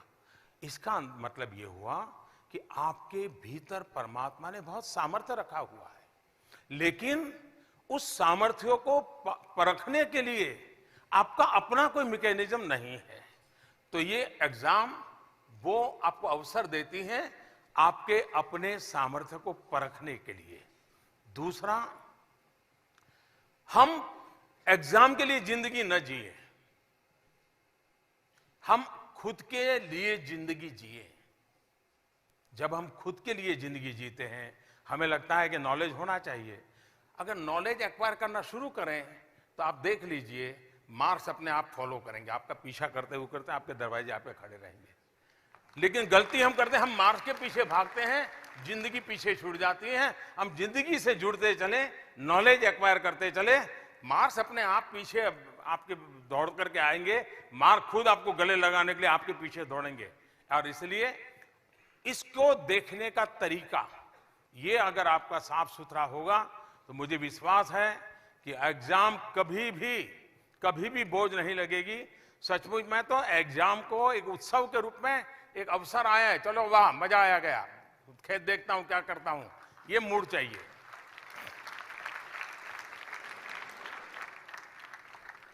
माननीय प्रधानमंत्री जी, अलीगढ़ मुस्लिम यूनिवर्सिटी से मोहम्मद सलीम एक स्टूडेंट हैं जो आपसे कुछ पूछना चाहते हैं। नमस्कार सर, मेरा नाम मोहम्मद सलीम है। मैं अलीगढ़ मुस्लिम विश्वविद्यालय में BA LLB प्रथम वर्ष का छात्र हूँ। मैं सोचता हूँ 12वीं कक्षा पास करने के बाद छात्रों के मन में सबसे बड़ा प्रश्न यह होता है कि कैरियर का चुनाव कैसे करें। उसी प्रकार 10वीं कक्षा पास करने के बाद छात्रों के मन में ये प्रश्न उठता है कि कौन सी स्ट्रीम का चुनाव करें। पेरेंट्स बच्चों की रुचि को ना समझते हुए उन्हें साइंस स्ट्रीम में जाने के लिए बाध्य करते हैं। कृपया हमें इस विषय पर हमारा मार्गदर्शन करें। धन्यवाद। और अब बनारस हिंदू यूनिवर्सिटी से शांभवी शुक्ला जो कि एक छात्रा हैं, आपका मार्गदर्शन चाहती हैं। नमस्कार sir, this is Shambhavi Shukla, student of BA third year, Vasanta College, Rajghat, BHU, Varanasi. So my question is, it is the time for the preparations of my master's entrance exam. So sir, please guide me for acquiring better job and career opportunities. Thank you very much sir. Masters entrance exam की तैयारी कर रही हूँ। हम bachelor students की ज़िंदगी का ये एक नया दौर है। बेहतर नौकरी तथा कोर्स को पाने में आने वाली चुनौतियों के बारे में कृपया हमारा मार्गदर्शन करें। प्रधानमंत्री जी, मेरा आपसे ये सवाल है कि जैसे हर बच्चे का एप्टीट्यूड अलग अलग होता है। कुछ लोग लिख सकते हैं, कुछ लोग गाना गा सकते हैं, कुछ लोग डांस कर सकते हैं, पर ज़रूरी नहीं है कि वो लोग मैथ्स कर सके, साइंस कर सके, जो हमारे देश में बहुत बड़ी बात मानी जाती है मैथ्स और साइंस करना। तो हम अपने माँ बाप को ये कैसे समझाएं कि अगर हम नहीं कर सकते हैं मैथ्स या साइंस तो हम किसी और चीज़ में बहुत अच्छे हैं, और ये कोई ऐसा बहुत बड़ा बात नहीं है कि हम किसी एक चीज़ में अच्छे ना हों। तो हम अपने माँ बाप को ये कैसे समझाएं कि अगर हम नहीं कर सकते हैं मैथ्स या साइंस तो हम किसी और चीज़ में बहुत अच्छे हैं, और ये कोई ऐसा बहुत बड़ा बात नहीं है कि हम किसी एक चीज़ में अच्छे ना हों। माननीय, कृपया इस बारे में हम सबको प्रेरणा दें। आपकी चिंता बहुत स्वाभाविक है कि बच्चों को प्रॉपर गाइडेंस नहीं मिलता है। ऐसे समय एक सही मार्गदर्शन मिलना चाहिए, वो नहीं मिलता है। लोग अपने अपने अनुभव की बातें बताते रहते हैं। माँ एक सुझाव देगी तो पिताजी दूसरा सुझाव देंगे, तो अंकल तीसरा सुझाव देंगे, तो मोहल्ले के दोस्त और चौथा सुझाव देंगे, और हम कंफ्यूज हो जाते हैं। ये कंफ्यूज होने के पीछे एक कारण ये है, हमें अपने विषय में पता है क्या, मेरा अपना पैशन क्या है, मेरी रुचि किस में है, और मैं मेरी रुचि के अनुसार इसके पहले कुछ कर पाया हूं क्या, मेरे सपने क्या है, वो बात की बात है। पहले मेरा पैशन क्या है, और उसके बाद आप माँ बाप को भी कन्विंस कर सकते हैं। देखिए, 8वीं कक्षा में मैंने इसमें ऐसा किया था, 9वीं मैंने ऐसा किया था, मेरे टीचर मुझे बता रहे थे। उस समय तहसील के अंदर जब कंपटीशन था तो मैं गया था, मैं ये करके आया था। मुझे लगता है कि मेरे भीतर ये ताकत है। कभी हमने अपने टीचर जिसके प्रति हमारा लगाव हो, उनके साथ बातें करनी चाहिए कि साहब आप मुझे 4 साल से पढ़ा रहे हो, मुझे देखते हो, आपको क्या लगता है मुझे क्या करना चाहिए। और ऐसा नहीं कि टीचर समय नहीं देते। अगर कोई विद्यार्थी टीचर के प्रति आत्मीय भाव से जुड़ता है तो उस टीचर को भी लगता है हाँ, इस विद्यार्थी को मैं समय दूं, उसको गाइड करूं, उसको भी लगता है। लेकिन ज्यादा कंफ्यूजन इस बात का नहीं होता है कि कोई आपको क्या कहता है, माँ बाप क्या कहते हैं, आप खुद कंफ्यूज है, ये समस्या है। कंफ्यूज इसलिए है क्योंकि आपको पता नहीं है कि आपको क्या। मुझे बराबर याद है, मैं बहुत साल पहले बड़ौदा में MS यूनिवर्सिटी के हॉस्टल्स में जाया करता था स्टूडेंट से परिचय करने के लिए। ये कोई मैं 77, 78, 79 के कालखंड की बात कर रहा हूँ। तो उनसे मिलता था, बैठता था, बात करता था। तो मैं ऐसे ही उनको कभी पूछता था कि आपका मन में इरादा क्या है, क्या सोचते हैं। तो ज्यादातर बच्चे जवाब देते थे एक बार ग्रेजुएट हो जाऊं, आगे का पता ही नहीं उसको, एक बार ग्रेजुएट हो जाऊं। एक बार मैं पूछ रहा था तो एक बच्चा वहां गुजरात के बाहर का था, वो वहां पढ़ता था। उसने कहा आई वांट टू रूल। मैं हैरान था, बोले मैं तो आई वांट टू रूल। तो मैंने कहा क्या राजनीति में जाना चाहते हो क्या? नहीं, बोले राजनीति में नहीं जाना है, बोले मुझे बाबू बनना है। बाबू ही तो बोले शासन करते हैं, राजनेता तो बोले आते हैं जाते हैं। मैं ये 40 साल पहले की घटना इसलिए सुना रहा हूं, उस बच्चे को इतनी क्लैरिटी थी कि मुझे क्या करना है। और बाद में मैंने जरा जानकारी ली तो मैंने सुना कि वो वैसे ही गवर्नमेंट सिस्टम में ही चला गया और अच्छी पोजीशन पे वो पहुंचा था। उसके जो दोस्त लोग थे उनसे मैंने सुना था। कहने का मेरा तात्पर्य ये है कि हमारे मन में क्लैरिटी होनी चाहिए, clarity of the thoughts, faith in conviction. मेरा कन्विक्शन में मेरा विश्वास होना चाहिए एंड कैरेक्टर टू एक्ट। उसके अनुसार काम करने वाला मेरा जज्बा, मेरा शरीर, मेरा मन, मेरी बुद्धि, मेरी समय, ये अगर हम डेवलप करें तो हम आसानी से उस दिशा में जा रहे हैं। साइंस, मैथ्स उसका एक अपना महत्व है, लेकिन बाकी स्ट्रीम का महत्व नहीं है। ये जो हमारे देश में सोच बनी है वो ठीक नहीं है। साइंस और मैथ्स में हमारे महत्व होने के बावजूद भी जितनी मात्रा में वहां लोग जाने चाहिए नहीं जाते हैं, चिंता का विषय है। और उसका कारण है कि प्रारंभिक काल में उसको उस प्रकार का जो मोटिवेशन मिलना चाहिए वो हमारे यहाँ शायद कुछ कमी है। और उसके कारण कुछ टीचर्स ने, कुछ स्कूल ने, कुछ अभिभावक ने स्पेशल इंटरेस्ट लेकर के इन चीज़ों को डेवलप किया तो बहुत आगे निकल जाते हैं। कुछ लोग हैं ठीक है भाई, ग्रेजुएट के कारखाने में चले जाएंगे, उधर से कारखाने से निकलते जाएंगे, यही चलता रहता है। और इसलिए आपकी ये चिंता बहुत स्वाभाविक है। मेरी सलाह यही रहेगी कि आप दबाव में आकर के मत सोचिए। आप अपनी क्षमता के आधार पर, और उसमें किसी की मदद भी लीजिए। ऐसा नहीं कि आप अपने आप पर बिल्कुल सची होगा, ऐसा नहीं हो सकता है कि आपका अपना जजमेंट गलत हो। लेकिन अगर खुल करके बात करोगे तो शायद आपको सही मार्गदर्शन आपके अगल बगल के लोगों से मिलेगा।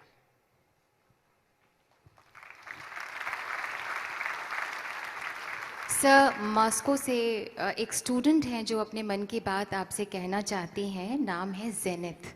आइए देखते हैं। Good morning, sir. My name is Jenny Jacinta Areng of class 9 from Kendriya Vidyalaya, Moscow.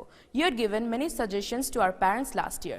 This resulted in the change of attitude of my parents, and now I've been interacting with them about my tensions of examination, fear of failure, etc. Their smile with a statement, "You can do it," makes me much more motivated. I'm really very thankful to you, sir. पिछले साल आपने हमारे parents को बहुत अच्छी सलाह दी थी। इसका नतीजा ये हुआ कि उनका नज़रिया ही बदल गया। अब मैं अपने पेरेंट्स से मेरी एग्ज़ाम तथा असफलता का डर, इन सब के बारे में बातचीत करती हूँ। उनका मुस्कुरा के ये कहना "यू कैन डू इट" यानी तुम कर सकती हो, मुझे और भी ज़्यादा प्रेरणा से भर देता है। इसके लिए आपका बहुत बहुत धन्यवाद। माननीय, इस विषय में कुछ कहें। आपने क्रेडिट मुझे दे दी, दरअसल क्रेडिट आपके माँ बाप को जाती है, क्योंकि उन्होंने सही बात को पकड़ा। और पकड़ने के बाद अपनी पुरानी जो भी हैबिट थी या ईगो था उसको छोड़ करके नए तरीके से उन्होंने सोचने का विचार किया। ये बात साफ है कि अभिभावकों का सकारात्मक रवैया बच्चे की जिंदगी की एक बहुत बड़ी ताकत बन जाता है। टीचर्स का भी आपने देखा होगा, कुछ टीचर्स ऐसे होते हैं कि जो 3-4 बच्चों के पीछे उनका लगाव होता है। वो सवाल पूछेंगे तो उसके बात करेंगे, कोई आया सवाल पूछना है तो वो हाथ उठाता है तो उसी को कहेंगे अच्छा बोलो। उनको प्यारा लगता है, उनको लगता है वो तुरंत ठीक कर लेता है, और उसके कारण क्लास के बाकी बच्चों के मन में उस टीचर के प्रति भी एक अभाव पैदा होना शुरू हो जाता है। एक जो सम्यक दृष्टि का अभाव होता है उसका परिणाम होता है। उसी प्रकार से माँ बाप भी कभी अपने यार दोस्तों के यहाँ गए हो तो आपने देखा होगा कि पता चले कि हाँ इनका बेटा ने ये किया तो उसको बुलाएंगे, सुन देख इसने क्या किया। यानी 25 लोगों की भरी सभा में रिश्तेदारों के बीच में माँ बाप उसको वहीं सिखाना चाहते हैं, देख ये मोहन भाई के बेटे ने क्या किया, देख तू है जो कुछ करता नहीं है। हो गया मामला खत्म। और ऐसी आदत करीब सबको होती है। आप घर में भी जाओगे तो सुनाएंगे कि देखो मामा का बेटा कितना आगे निकल गया। तुम कुछ सोचो, ये जो कंपैरिजन है ये माँ बाप ने, टीचर ने कभी नहीं करनी चाहिए, कभी नहीं करनी चाहिए। उससे उसको बहुत निराशा मिलती है, उसको हतोत्साही कर देते हैं। ये एक ऐसा मनोवैज्ञानिक परिणाम लाती हैं जिसकी शायद हमने भी कल्पना नहीं की है। हमारा काम होना चाहिए उसको प्रोत्साहित करना। ठीक है वीक है बच्चा, लेकिन वो वीक क्यों है? क्योंकि आपने 90% वाले की तुलना करना शुरू किया इसलिए आपको बुरा लगता है। लेकिन आप उसको ये कहो कि देखो बेटा पिछली बार तुम 55% लाए थे, इस बार 60 ले आए, क्या कमाल कर दिया तूने।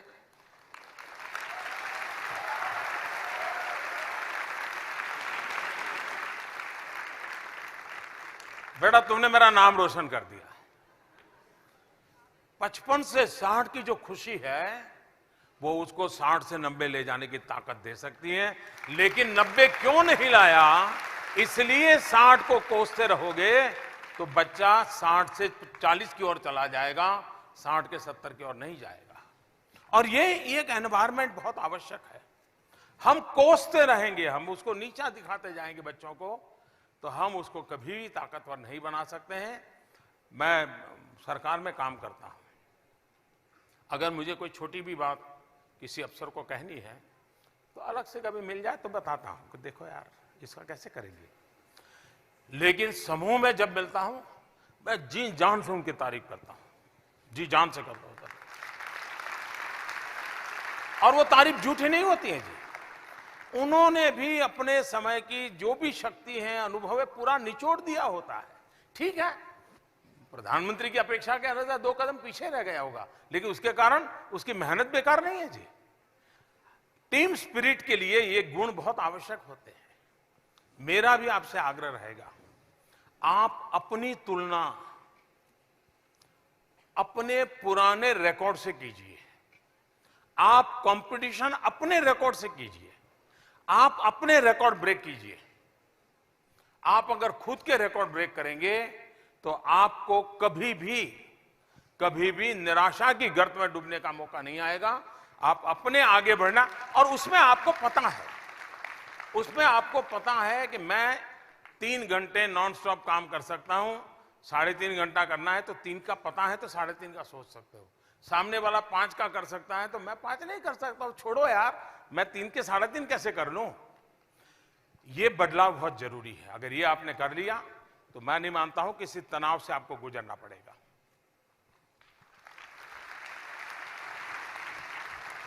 अगला सवाल तेहरान से है। माननीय स्टूडेंट जयप्रीत सिंह का कहना है। नमस्कार सर, मेरा नाम जयप्रीत सिंह शाहपुरी है। मैं केंद्रीय विद्यालय Tehran embassy of India school में पढ़ता हूँ। मैं तेहरान ईरान से बोल रहा हूँ। सर मेरा आपसे एक सवाल है। सीखते समय तारीफ मिले तो सीखने में ज़्यादा मन लगता है, तो हमारे पेरेंट्स और टीचर्स ये सब क्यों नहीं अपनाते? क्लास में 2-3 बच्चों को छोड़ के बाकी बच्चों के अच्छा करने पर भी उन्हें तारीफ नहीं मिलती। तो सर, क्या आपके साथ भी ऐसा होता था? धन्यवाद। धन्यवाद। माननीय, कृपया इस बारे में बताएं, हम सब उत्सुक हैं। क्या उनका सवाल क्या था? पूरा समझ, क्या सवाल था उनका? बच्चे लोग जो है वो स्कूल में उनको तारीफ मिलती है और कुछ बच्चों को नहीं मिलती है, तो ऐसा नहीं होना चाहिए, टीचर्स भी और पेरेंट्स भी। मैं पूरा सवाल उनका समझ नहीं पाया हूँ, लेकिन शायद वो ये कहना चाहते हैं कि स्कूल में या घर में कुछ बच्चों को तो बड़ा प्रोत्साहन मिलता है लेकिन कुछ को नहीं मिलता है, यही था ना?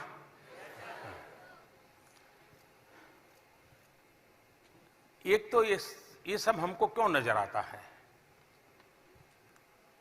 इस बात पर हमारा ध्यान क्यों जाता है? इसका कारण ये है कि हम ओवर कॉन्शियस है और भीतर से हम वीक है।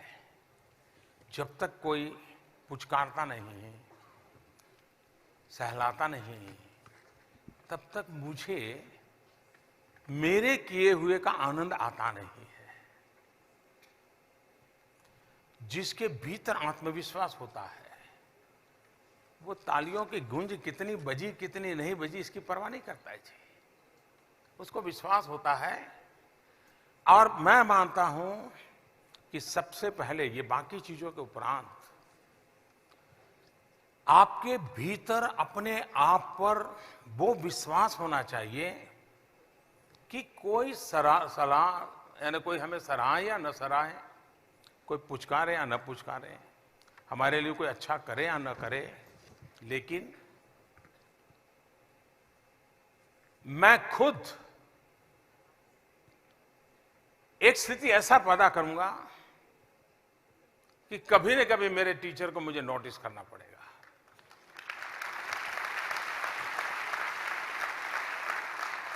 उनको चैलेंज नहीं करना है, मन में रखना है, मैं उनको जीत के रहूंगा।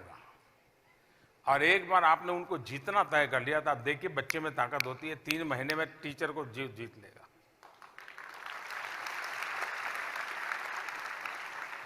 एक और विषय भी, बीच में एक सवाल आया था, मेरे मन में विचार आया। देखिए कभी कभार क्या होता है, टीचर भी उस बच्चे में विश्वास करता है या रुचि लेता है जब टीचर को लगता है कि उसके परिवारजन बच्चे में इंटरेस्टेड है। ऐसे बहुत माँ बाप होंगे जिन्होंने बच्चे को 7वीं से 10वीं या 12वीं तक कौन टीचर पढ़ा रहा है पता ही नहीं होगा। क्या कभी बच्चे के जन्मदिन पर दोस्तों के साथ माँ बाप ने टीचर को बुलाया? क्या माँ बाप कभी स्कूल में जाकर के किसी टीचर का जन्मदिन है, बच्चे ने कहा कि देखिए आज मेरे टीचर का जन्मदिन है, माँ बाप स्कूल चले गए, बच्चे के टीचर के जन्मदिन पर बधाई दी और कहा देखिए मैं तो घर में, बच्चा मेरे पास तो 3-4 घंटे रहता है, 5-6 घंटे आपके पास रहता है, अब उसकी तो जिंदगी आपके हाथ में है, आपके मैं शुभकामनाएं देने आया। वो टीचर का मन क्या करेगा बताइए? उसको लगेगा कि भाई ये बच्चा तो उन्होंने मुझे सौंप दिया है, मेरी जिम्मेवारी है। लेकिन अभिभावक का ये रोल ही नहीं रहा है। टीचर को न कोई अपने घर बुलाता है, न माँ बाप। फिर हम जाते हैं तो कहीं जाते हैं, बच्चे ने आके कह दिया हो कि टीचर ने मुझे डांटा, बस हो गया।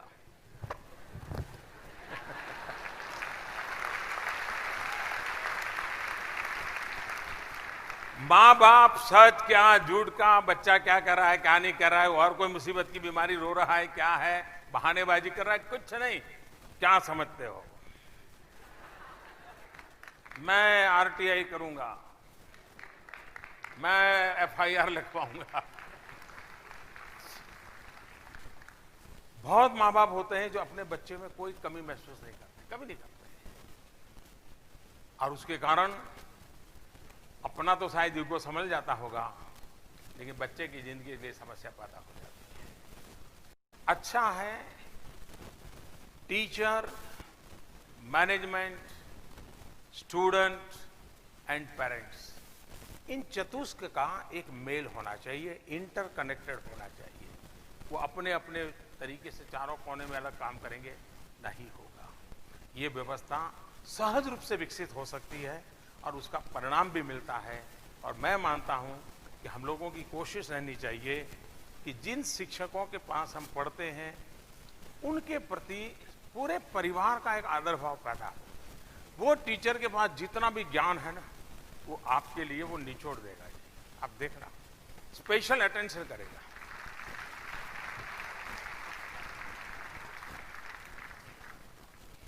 माननीय कुवैत से एक छात्रा ही हैं, सारा सदफ, वो अपने मन की बात आपसे शेयर करना चाहती हैं। Good morning, sir.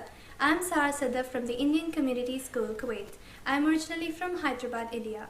As a student of class 12, I have been observing a mismatch between the questions asked in the examination and the objective with which we are being taught. Our teachers often say that we have to emerge as good human beings, but our exam papers do not reflect this concern. So I have a suggestion for our education system.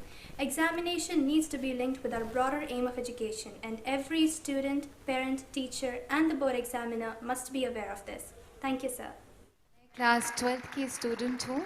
मैं इस बात को observe कर रही हूँ कि परीक्षा पर पूछे गए सवालों और जिस मकसद से हम पढ़ाई कर रहे हैं उसमें आपस में कोई तालमेल नहीं है। हमारे टीचर्स अक्सर कहते हैं कि हमें एक अच्छा इंसान बनना चाहिए, पर प्रश्न पत्र में ये कंसर्न जाहिर ही नहीं होता। हमारी शिक्षा व्यवस्था को एक सलाह है कि हमारी परीक्षा शिक्षा के व्यापक लक्ष्य से जुड़ी हुई होनी चाहिए और इस बात के प्रति teachers, students, parents, board examiners सभी को सजग होना चाहिए। माननीय, इस बारे में आपके विचार हम सब जानना चाहेंगे। देखिए, मूलतः शिक्षा में सारी बातें होती हैं। ये शिक्षा जो है वो कोई रातों रात तैयार नहीं हुई है। हजारों साल से मानव विकास यात्रा के साथ नई नई चीजें जुड़ती गई है, नए नए तरीके जुड़ते गए हैं। लेकिन कठिनाई तब होती है हमने शिक्षा को जिंदगी से काट करके एग्जाम से जोड़ दिया है और उसी का परिणाम है कि हमको लगता है कि स्कूल में जो बताया गया, अब जैसे मान लीजिए स्कूल के अंदर आपने देखा होगा कहीं पर टूरिस्ट प्लेस पर आप जाएंगे तो 5वीं, 6ठी, 7वीं कक्षा के बच्चे अगर वहाँ टूरिस्ट के रूप में कहीं स्कूल बस आया है और टीचर ने बताया कि ऐसे चलना है तो सभी बच्चे ऐसे ही चलेंगे। ऐसा होता है ना, हाथ पीछे बांध करके पूरा टूर देखेंगे, टूर प्रोग्राम ऐसे करते हैं ना। अब ये शिक्षा में नहीं है, लेकिन ये उसने जो सिखाया, क्या वो जिंदगी से जुड़ा हुआ विषय नहीं है क्या? डिसिप्लिन, मतलब ये मैं नहीं कहता हूं फिर हाथ पैर ऐसे करना ही मत। कहने का तात्पर्य है कि ऐसी सब चीजें होती है, हमारा उस पर ध्यान नहीं होता। या तो जो टीचर बताता है वो सिलेबस का तो ज्ञान देता है, लेकिन ये चीज जिंदगी में कैसे काम आती है वो नहीं बताता है। हकीकत ये है कि शिक्षा के हर पहलू को जिंदगी के साथ रिलेवेंट करके पेश करना, ये टीचर्स को हॉबी होनी चाहिए, उसको आदत हो। मैं छोटा सा बताता हूँ। मैं जो छोटा था तो हमारे एक टीचर थे, मैं सरकारी स्कूल में पढ़ा था, गवर्नमेंट प्राइमरी स्कूल में, और मेरा जो गांव था वो गायकवाड़ स्टेट था। तो गायकवाड़ राजा की एक विशेषता थी कि जहाँ भी उनका राज होता था वहाँ प्राइमरी स्कूल होती थी, बच्चियों की शिक्षा कंपलसरी होती थी, पोस्ट ऑफिस होती थी, तालाब होता था, लाइब्रेरी होती, ऐसे कुछ उनके विशेषताएं थी।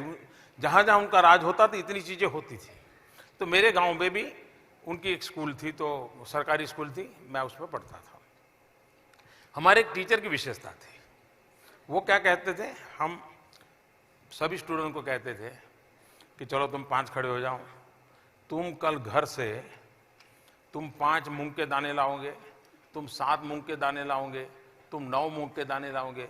दूसरे को कहते थे तुम 3 चने के दाने लाओगे, 5 चावल के दाने लाओगे। ऐसा वो अन्न के कुछ दाने, ज्यादा नहीं, थोड़े ले क्या। तो बच्चा क्या करता था, याद रखता था कि मुझे 5 मूंग के दाने ले जाने, तो घर में किसको मूंग कहते हैं तो सीख जाता था, किसको मूंग कहते हैं, पकड़ करके ले आता था बड़ा संभाल करके।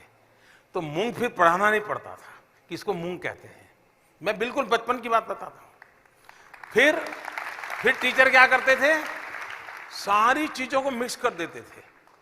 फिर बच्चों को कहते थे, अच्छा भाई 5 बच्चे आ जाओ, इसमें से एक को कहेंगे चना, 5 चना नुको, तो उसको मैं अरिथमेटिक आ गया, चना पहचान गया। दूसरों को कहते हैं चावल 5 उठाओ दिखाओ। यानी पढ़ाने का उनका एक अपना तरीका था। अब बात छोटी है लेकिन जिंदगी से कैसे जोड़ देते थे। मतलब कि शिक्षा में सब नहीं है, ऐसा है नहीं है, होता सब है। गीत होता है, संगीत होता है, संवेदनाएं होती हैं, सपने होते हैं, सब होता है। लेकिन हमने अपने आप को, परिवार ने, टीचर ने, सबने रैंकिंग रैंकिंग रैंकिंग, वही समस्या शुरू हो जाती है। जीवन को हम खोल दें, जीवन को हम विस्तृत कर दें, हर चीज में से अपनापन सीखना शुरू कर दें, अपने आप देखिए खुद की जिंदगी बदलेगी, परिसर की भी जिंदगी बदलेगी।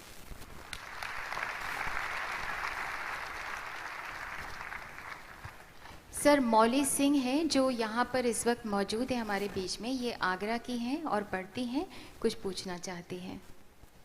नमस्कार आदरणीय प्रधानमंत्री जी, मैं हूँ मौली सिंह, ठाकुर तेज सिंह डिग्री कॉलेज आगरा से। और मेरा सवाल आपसे ये है कि बहुत सारे स्टूडेंट्स घर से दूर रहकर पढ़ाई करते हैं, वो नई जगह पर जल्दी अडेप्ट नहीं हो पाते, एडजस्ट नहीं हो पाते। कई सारे स्टूडेंट्स को होम सिकनेस और डिप्रेशन का सामना करना पड़ता है, तो वो कैसे इस सिचुएशन को हैंडल करें और कैसे उनके पेरेंट्स और टीचर्स उनकी मदद कर सकते हैं। धन्यवाद। माननीय, ये आखिरी सवाल है, कृपया इस बारे में हम सबको कुछ कहें। भारत जैसे देश में ये डिप्रेशन वाली बात जो है वो बहुत परेशान करने वाली बात है। भारत की जो मूलभूत समाज रचना है उसमें इस प्रेशर को रिलीज करने की व्यवस्था है, सहज व्यवस्था है। लेकिन दुर्भाग्य से समाज व्यवस्था में जो परिवर्तन आए, परिवर्तन तो आते रहते हैं, वो कोई बुरी चीज नहीं है, लेकिन कुछ ऐसी चीजें आई हैं जिसने स्थिति पैदा की। पहले हमारा जॉइंट फैमिली हुआ करता था और जॉइंट फैमिली होने के कारण बच्चा 2 बातें पिताजी को नहीं कह सकता था, वो दादी माँ के आगे कह देता था, मन हल्का हो जाता था। 2 बातें दादी माँ से कहता था, लेकिन लगता था कि जरा माँ से पूछ लूं तो वहां जाकर के एक प्रकार से उसको एक अवसर मिलता था अपने आप को एक्सप्रेस करने का। आज स्थिति ऐसी है कि एक्सप्रेशन के लिए कम, सप्रेशन के लिए ज्यादा, इस तरफ हम बढ़ गए हैं। और ये जो कुकर फट जाता है उसका मूल कारण यही है कि इस प्रकार की भाप भर जाती है, उसको बाहर निकलने के लिए जगह चाहिए, इससे बाहर निकलने के लिए जगह चाहिए। माँ बाप ने बच्चों के साथ उसकी रुचि के अनुसार खुलेपन से बातें करनी चाहिए। तो अगर मान लीजिए हॉस्टल भी चला गया तो उसको विश्वास है कि इस परिस्थिति को मेरे माँ बाप को मैं बताऊंगा तो समझेंगे। लेकिन अगर आप कट ऑफ है और सिर्फ कितने मार्क्स आए, क्यों देर से आए, किसके साथ गए थे, फोन किस पे बात करे, इसी में लगे रहे तो ये कट ऑफ स्टेज बहुत बड़ी समस्या पैदा करता है। दूसरा, ये माँ बाप का जिम्मा है कि ये डिप्रेशन अचानक नहीं आता है, ये बहुत एक लंबी प्रोसेस होती है। कुछ एक होता है जो एक्साइटमेंट में कुछ कर दें वो अलग बात है, लेकिन ज्यादातर धीरे धीरे धीरे धीरे वो लुढ़कता जाता है। जागरूक माँ बाप देखते कह रहे क्या बात है भाई, ये पहले तो बड़ा आग्रह करते थे, खाता नहीं था, अचानक बैठता है बस खाता ही रहता है, बात नहीं करता है, ये अचानक उसका वेट बढ़ रहा है, साइकोलॉजिकली क्या हुआ है। तुरंत माँ बाप देखते भाई कुछ होगा, तब ये स्ट्रेस में है, कुछ ना कुछ ज्यादा खा रहा है। कभी सोता नहीं था दोपहर को, आज ऑफिस से आ गया अचानक सो गया, कमरे में चला गया तो मुंह ढंक करके बैठ गया, क्या कर रहा है? अगर उसको वो जागरूक अवस्था से लेते हैं और उसको उसी समय हैंडल करते हैं तो बाद में अगर बाहर जाता है तो प्रॉब्लम। दूसरा, कहीं पर भी जाते हैं माँ बाप ने देखना चाहिए कि वहां किसी न किसी परिवार से उसको हम जोड़ सकते हैं क्या, बच्चे को जान पहचान वाले किसी से, उसके लिए थोड़ा खर्च करना पड़े तो खर्च करना चाहिए और उनसे कहना चाहिए जरा भाई सप्ताह में एक दिन जब छुट्टी हो तो बच्चे को जरा घर बुला लेना, आप भी कभी हो आना। और बच्चे में अगर थोड़ा बहुत होगा तो वो उसको एक धीरे धीरे एक नया परिवार मिल जाएगा, खुल जाएगा। दूसरा, काउंसलिंग से हमने संकोच नहीं करना चाहिए। कभी कभी तो माँ बाप को लगता है कि कहीं लीक हो जाएगा तो किसी को पता चलेगा कि बेटे का काउंसलिंग चल रहा है, हम उससे इज्जत भी गंवाते हैं, बच्चा भी गंवाते हैं। कोई संकोच नहीं करना चाहिए, थोड़े से भी सिम्टम्स दिखते हैं हमने उसको काउंसलिंग करना चाहिए। बच्चे के साथ सही तरीके से बात करने वाले एक्सपर्ट्स होते हैं, वो धीरे धीरे उसके भीतर की जो भी बीमारियां हैं उसको निकाल देते हैं। लेकिन हॉस्टल में जो रहते हैं उनको मेरा एक छोटा सा अपना अनुभव के आधार पर मैं बताता हूँ, ये कर सकते हैं काम। हो सकता है कुछ घटना ने आपको परेशान कर दिया है या कुछ आपने सुना है, आप बेचैन है, मन का आक्रोश, मन की वेदना कैसे प्रकट करना आपको रास्ता नहीं सूझता है। कुछ नहीं, आप हो सके तो हॉस्टल के बाहर जाइए, किसी पेड़ पे नीचे अकेले बैठिए और एक नोटबुक ले जाइए, उस कागज पे सारी घटना का वर्णन लिख दीजिए, लिखते चले जाइए। क्या हुआ, कैसे हुआ, किसने क्या कहा, खुद को क्या लगा, सारा जितना जैसे फिल्म दिखती है सही सारा लिखते चले जाइए। फिर उसको पढ़िए मत, वहीं पर उसको फाड़ के जेब में टुकड़े डाल दीजिए। स्वच्छ भारत है, ये डालने वाला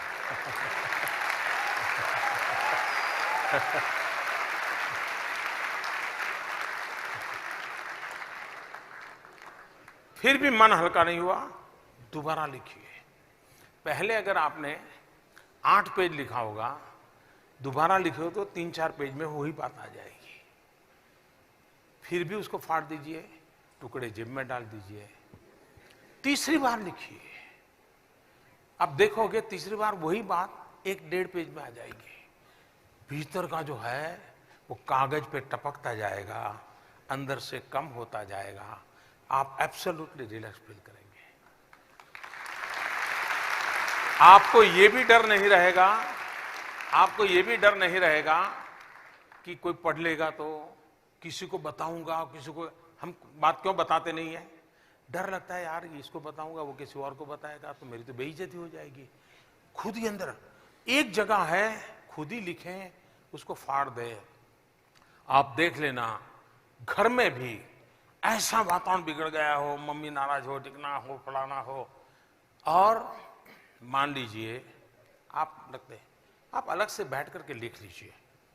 आपके भीतर की सारी जो मानवीय जो विकृतियां हैं वो कागज के सहारे से बाहर निकल जाएगी। यही अल्टीमेट उपाय नहीं है, छोटा सा उपाय है। ये छोटा सा उपाय भी कुछ पल के लिए तो आपका सहारा कर सकता है, कुछ दिन के लिए सहारा कर सकता है, खुद को खड़े होने की ताकत दे सकता है। दूसरा, कोई एक अगर हॉस्टल में रहते हैं तो कोई सीनियर स्टूडेंट हो या टीचर हो, कोई एक हमने ढूंढ के रखना चाहिए जिस पर हम भरोसा करें, उससे कभी मन की बातें बताया करें कि देखो यार इस बार तो माँ का फोन ही नहीं आया, चीज बड़ी नहीं होगी। उसके सामने कहो तो वो कहेगा, वो आपसे शायद उम्र में छोटा होगा तो अरे चिंता मत कर यार माँ काम में होगी। हमें लगता है हमारी दवाई हो गई, हमारा उपचार हो गया, क्यों? किसी ने कह दिया यार हाँ माँ काम में होगी। मेरा मन कहाँ चल रहा था 2 घंटे से, देखो आज जन्मदिन है, माँ का फोन नहीं आया। हो सकता है वहाँ इंटरनेट कनेक्टिविटी का प्रॉब्लम हो सकता है मोदी सरकार की बातें कुछ भी हो लेकिन इंटरनेट न चलता हो।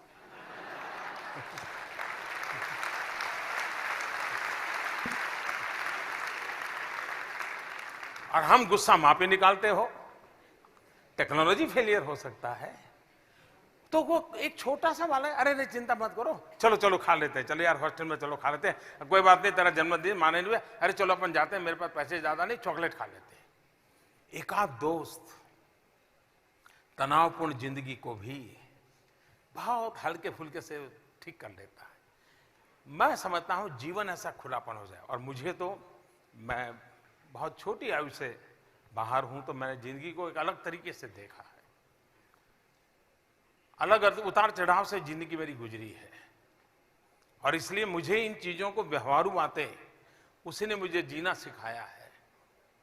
और मैं समझता हूं कि शायद मेरी जैसी जिंदगी अलग थी तो सबको काम नहीं आ सकती है, लेकिन छोटा सा ये प्रयास है। लेकिन डिप्रेशन को लाइट न बच्चों ने लेना चाहिए, न गार्डियन ने लेना चाहिए, न टीचर ने लेना चाहिए, ये अटमोस्ट प्रायोरिटी होना चाहिए। अगर समझते रहते सही तरीके से उनको साथ आप कम्युनिकेट करेंगे, बातचीत करेंगे, समय बिताएंगे, स्थिति को बड़ी आसानी से निकाला जा सकता है।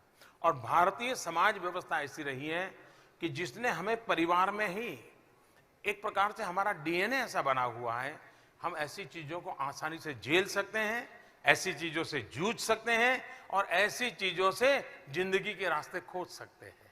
मुझे विश्वास है कि आप लोग भी इसकी दिशा में आगे बढ़ेंगे। मैं समझता हूं ये आखिरी सवाल था। मुझे बहुत अच्छा लगा आप लोगों के साथ बातचीत करने का। बहुत ही अच्छे सवाल आप लोगों के थे। मुझे भी आराम से आप लोगों से बात करने का मौका मिला, लेकिन मेरी अभिभावकों से एक आखिरी एक विनती है कि आप कभी, अगर आपका बेटा 14 साल का है, तो दिन में एक बार, मां और बाप दोनों, दिन में एक बार, आप जब 14 साल के थे तब क्या होता था, तब आपके मन में विचार क्या आते थे, तब आपके माँ बाप जो करते थे उससे आपको क्या होता था, एक बार याद कर लेंगे, आपके और आपके बच्चों के बीच का तनाव कभी नहीं बढ़ेगा। खुद ही एक बार याद कीजिए कि आप 14 साल के थे तब क्या होता था, तो 14 साल के बच्चे के साथ क्या करना, वो आपका ही अनुभव आपको सिखा देगा। आपके माँ बाप से आपने जो सीखा है वो सिखा देगा। लेकिन बहुत माँ बाप हैं, वो अगर 50 के हो गए तो चाहते हैं बच्चा भी 50 के हिसाब से उनसे बात करे। आवश्यकता है, बेटा 14 का है, बाप 50 का है, बाप 14 का बन करके उस बेटे को समझने की कोशिश करे, काफ़ी समस्याएं परिवार की सुलझ जाएगी। मैं फिर एक बार आप सबको बहुत बहुत शुभकामनाएं देता हूं। ये एग्जाम उत्सव बने, आप जीवन को सफल बनाएं, जिंदगी को जीतें। गुण संपदा आपकी जिंदगी की ताकत है। पर्चे में लिखे हुए गुणांक ये जिंदगी में अल्टीमेट नहीं होता है। हम अपने आप को एजुकेट भी करें, हम अपने आप को ट्रेन भी करें। जितना महत्व एजुकेशन का है उतना ही महत्व जिंदगी में ट्रेनिंग का है। ये संतुलन बना करके चले। मेरी आप सबको बहुत बहुत शुभकामनाएं। बहुत बहुत धन्यवाद। बहुत बहुत धन्यवाद।